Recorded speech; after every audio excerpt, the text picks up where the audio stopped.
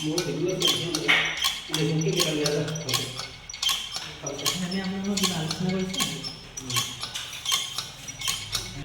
ছোৱালীক মানে admission fees তেনেকৈ ঘৰ চলাই আছে, খুব ভালে কাম কৰি আছে। আৰু যিটো হাতেদি সূতা কাটে, মই আহি পোৱাতে অকণমান পলম হ'ল। ফাইনেলি আমি আহি পালোঁ চিত্ৰা মেমৰ ঘৰলৈকে, আৰু অলৰেডি আমাৰ CHD মেম আহি পাইছে আৰু তনু মেডামো আহি পাইছে। নমস্কাৰ।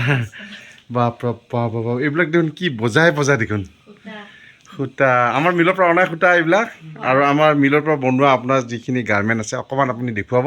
এইটো কি বনাইছে আপুনি? কুৰ্তিটো আপোনাক কৈ দিয়কচোন কি দিছে। হা, সেইটো ডিজাইনটো নেচাৰেল ডাই এৰিতে হয়, নেচাৰেল ডাই কৰি ফুলটো ইয়াতে বনোৱা আচ্ছা। নেচাৰেল ডাই যে কৰিছে, কি পাত দিছে আপুনি? এইটো শিলিখা, বঢ়িয়া, খুব সুন্দৰ। এইবাৰ ষ্টল, এইটো কি বনাইছে অকণমান দেখুৱাই দিব।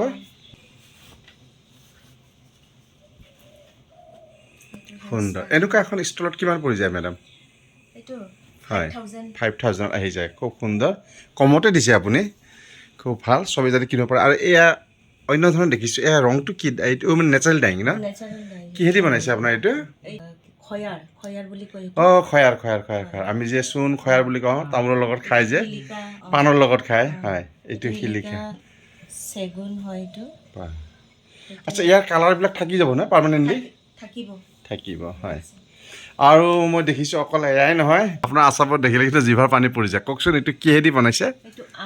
হয়, অঁ, বাঁহৰ গাজ শুকাই লৈছে ন এইটো? আৰু এইটো আৰু ইয়াত গাহৰিৰো খুব সুস্বাদু বনাই যে আপোনাৰ, সেই আচাৰটো আছেনে নাই? শেষ হৈ গৈছে, খুব ডিমাণ্ড ন? চব পৰৱৰ্তী দিনত নিশ্চয় আমি খাম। এইদি মেডামে ইয়াতে তেখেতৰ যিবোৰ কাপোৰ আছে সেইবোৰ পৰ্যবেক্ষণ কৰি আছে, কাৰণ বাইদেউৰ আছে ভাৰ্চ নলেজ। তেওঁৰ কাপোৰ বনোৱাত যথেষ্টখিনি জ্ঞান আছে। বাইদেউ কওকচোন, এখেতৰ কাপোৰৰ মাজত আৰু অন্য কাপোৰৰ মাজত কিবা এটা ডিফাৰেঞ্চ দেখা পাইছেনে আপুনি? পাৰ্থক্যটো সেইটোৱেই যে মানে জাষ্ট পিয়'ৰ নেচাৰেল আৰু পিয়ৰিটি, অৰিজিনেলিটি চব কিছু পাবলৈ সক্ষম হৈছোঁ। আৰু কোৱালিটি ৱাইজটো মানে কম্পেয়াৰ কৰিব নোৱাৰি। কোৱালিটিও ভাল, পিয়ৰিটিও কোৱালিটি বথ ছাইডৰ পৰা মানে পাইছোঁ। আৰু ডিজাইন ৱাইজ বা পেটাৰ্ণ ৱাইজ চব কিছু মানে নতুনত্ব পাইছোঁ। হয়, চ' বাইদেউ, যিহেতু আপুনি উইভিঙৰ লগতো খুব ভালকৈ জড়িত, আপুনি কাপোৰৰ বিষয়ে নিশ্চয় জানে যে আমাৰ কোকৰাঝাৰ বিশেষকৈ, যিহেতু আপুনি এই ৫খন জিলাৰে মুৰব্বী, আপুনি আমাৰ এই বিশেষকৈ ফাৰ্মাৰ, ছেৰিকালচাৰ ফাৰ্মাৰ্ছ বা এই উইভাৰ্ছসকলক লৈ ভৱিষ্যত কি ধৰণৰ পৰিকল্পনা লৈছে? মই ভাবোঁ আমাৰ যিটো কণ্ট্ৰিবিউশ্যনটো থাকিব লাগে department wise, contribution plus transformation আনিব লাগে আমাৰ ভৱিষ্যত য়ংষ্টাৰৰ মাজত। বেনিফিটেড দি পেলাই আমি ট্ৰান্সফৰ্মেশ্যনটো আনিব পাৰিম বুলি আশা ৰাখিছোঁ। যিহেতু মই আজি দেখিবলৈ পাইছোঁ এইটো কেমিকেল ডায়তকৈ নেচাৰেল ডায়ৰ যিটো ডিমাণ্ড, সেইটো বজাৰত বেছি চলে আজিকালি। যিহেতু চবেই মানে নেচাৰেলি বা পিয়ৰিটিটো বিচাৰে, গতিকে মই আশা ৰাখিছোঁ য়ংচামে ইয়াতে জড়িত হৈ পেলাই বহুত মানে লাভান্বিত হ'ব বুলি মই আশা কৰিছোঁ। আৰু নিজৰ যিটো ইকনমিক ডেভেলপমেণ্ট বা নিজে মানে চেল্ফ ডিপেণ্ডেণ্ট হ'ব পাৰিব বুলি মই আশা ৰাখিছোঁ।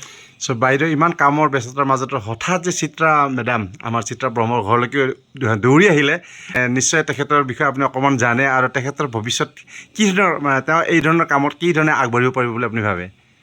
মই বহুত দিনৰ পৰা চিত্ৰা তাত আহিম বুলি ভাবি আছিলোঁ। আজি যিহেতু আমাৰ স্পিনিং বা এৰি ট্ৰেইনিঙৰ তেনেকুৱা কাম চলি আছিলে, এইখিনিতে মই তাত ট্ৰেইনিং হলত যাওঁতে মই গম পালোঁ কি চিত্ৰাও আছে।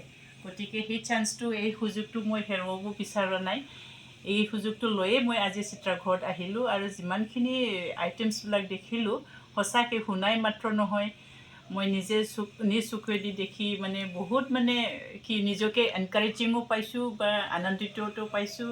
আৰু এইবিলাক লৈ চিত্ৰাৰ নিচিনা ইমান মানে এনকাৰেজিং আৰু যিটো উইল পাৱাৰ থকা এগৰাকী লেডি হিচাপে, মই লেডি হিচাপে মানে তাইৰ নিচিনাই হ'ব লাগে, চিত্ৰাৰ নিচিনাই হ'ব লাগে, আৰু কৈ একজন তেনেকৈ ওলাই আহক বুলি মই সেইটোকে কামনা কৰোঁ। বহুত ধন্যবাদ। চ' আমি চিত্ৰা মেমৰ ওচৰলৈকে আহিছোঁ। চিত্ৰা মেমে বহু কষ্ট কৰি বিভিন্ন কামৰ মাজত ব্যস্ততা থকাৰ মাজতো আপুনি ইয়াকে এতিয়া ক'ব গ'লে উপাৰ্জনৰ মানে আহিলা হিচাপে লৈ লৈছে। মেডাম, আপুনি কেনেকৈ অনুপ্ৰাণিত হ'ল? কাৰ পৰা ইনস্পায়াৰ হৈছে আপুনি? মই আগত পৰাই মানে সৰুৰ পৰাই মানে কাপোৰ বনোৱাটো খুব ভালে লাগিছিল আৰু চেৰিকালচাৰত জড়িত থাকি মই খুব মানে আপোনালোকে ইমান হেল্প কৰিছে আৰু তেনেকৈ মানে মাৰ্কেটত ওলাই মানে কোনটো ভাল হ'ব লাগে তেনেকুৱা মানে এইটো বিচাৰি বিচাৰি মানে ইমানখিনি মই আগবাঢ়ি আহিব পাৰিলোঁ আৰু আপোনালৈ আমাৰ ডিপাৰ্টমেণ্টৰ ফালৰ পৰা বহু বহু শুভেচ্ছা থাকিল। Thank U.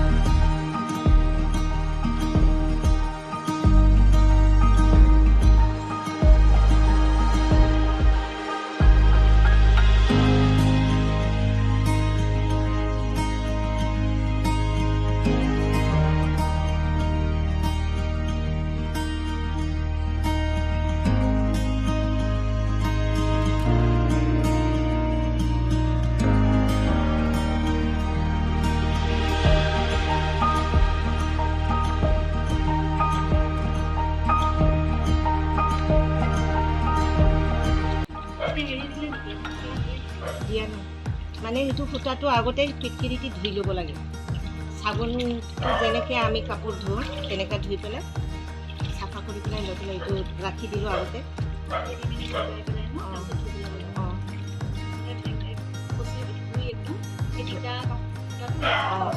তাৰমানে অলপ তেল কিবা কেমিকেল দিয়ে ন ইহঁতে এই বস্তুটো চাফা হ'ব শুকাব নালাগে ডাইৰেক্ট দিব পাৰে এইটো বেলেগ এইটো বইল কৰা